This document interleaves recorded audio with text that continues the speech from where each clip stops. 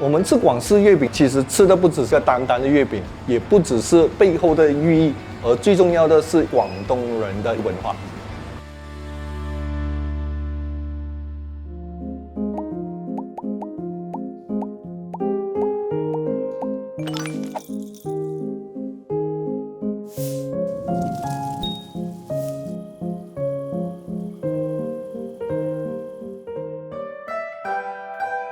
月光宝盒当然我们就很容易就联想到星爷的这个经典作品，但是你是不需要念菠萝菠萝蜜，也可以回到以前50年代品尝广式经典月饼。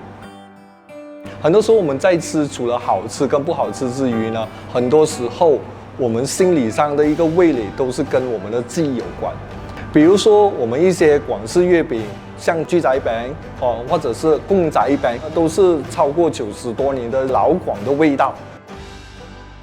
在清末之前呢，吃月饼这个文化呢，其实已经是在港粤地带非常的流行。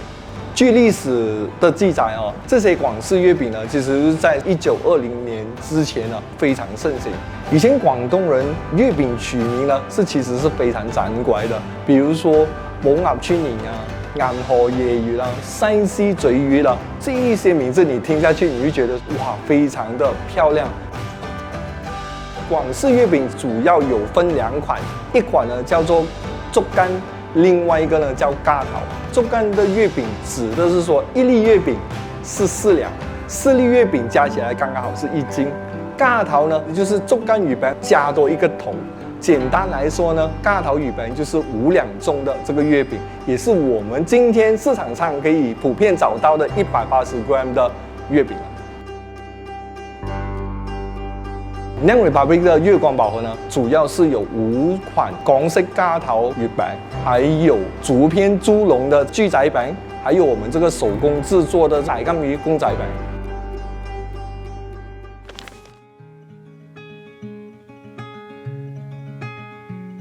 什么是寶鴨春年呢？说白一点呢，其实就是我们熟悉的蛋黄莲蓉月饼。寶鴨指的就是咸蛋黄，而春年就是咸蛋黄裹在莲蓉的外衣，寓意吉祥圆满的意思。它的精髓在于寶鴨，寶鴨本身就是咸蛋黄，而广东人在做月饼的咸蛋黄有很大的一个坚持。其实他们要用的这个咸蛋黄呢，都一定是要超过35天至40天的咸蛋黄。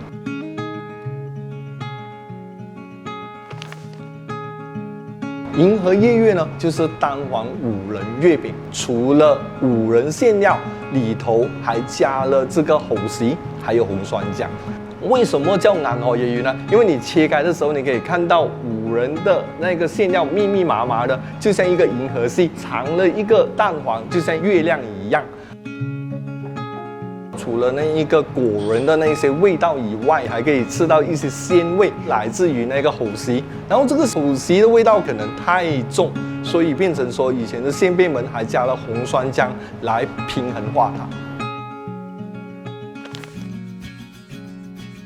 风花雪月指的是雪白色的椰蓉月饼，有一些呢就叫菱椰月，菱就其实指的是里头有加入了莲子跟椰蓉的月饼。但为什么叫这个风花雪月呢？当你想到风花雪是什么颜色呢？风花雪是白色，而白色指的就是所谓的椰蓉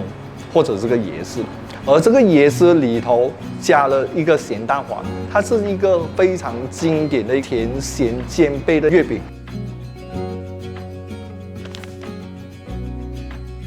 传统的人鸭鱼的做法呢，其实是加入了这个烧鸭。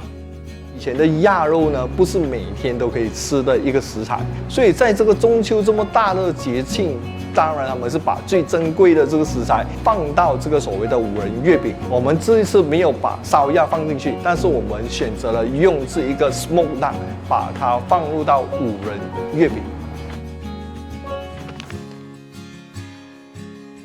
倒鲨鱼呢，在市场是非常容易找到的一款广式月饼可能是因为它的价钱也非常亲民，慢慢变成了我们长辈们一个最有情感记忆的一个月饼。但是我们有没有发现说，倒鲨鱼里头呢，其实是没有咸蛋黄的？如果我们把咸蛋黄放进去的话呢，它就有一个所谓广东人比较觉得不太流利的，就是所谓的烏雲蓋月。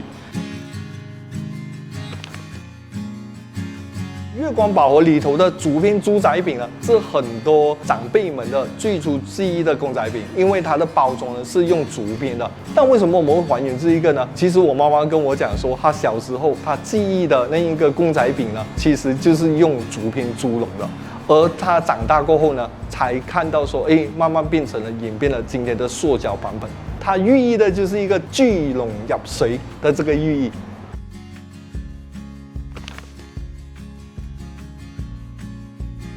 我们今年还原的这一个大金鱼公仔饼呢，也叫做鱼仔饼了，寓意就是说鱼跃龙门，希望在那一些将踏入社会的人可以大展宏图的这个意思。首先，我们要感谢我们的林师傅，他已经从事这个雕刻这个月饼模的行业已经超过50年。他在退休之前呢，他还做了这个所谓的大金鱼的这个造型，让我们有机会再把这个大金鱼公仔饼推荐给大家。我们在跟老前辈聊起当年的食物幾巴閉啊，幾好食啊，但聊到最後的時候，這些老前輩呢都會，呢啲嘢玩唔到，食唔翻啊。釀尾巴貝月光寶盒的初心呢，希望是把曾經出現過的經典廣式月餅呢，重新把它找出來。希望我們的前輩們呢，還有機會嘗得到，也可以讓年輕的一輩重新認識經典的味道，同時也為這些經典廣式月餅呢，帶來一個新的生命力。我們在還原這個廣式月餅呢，像林金城老師常說的，食物是流動的古蹟，古蹟被摧毀了，它是不能再重建，但食物在記錄下的這個狀況呢，任何時間都可以還原它的精髓和它的原貌。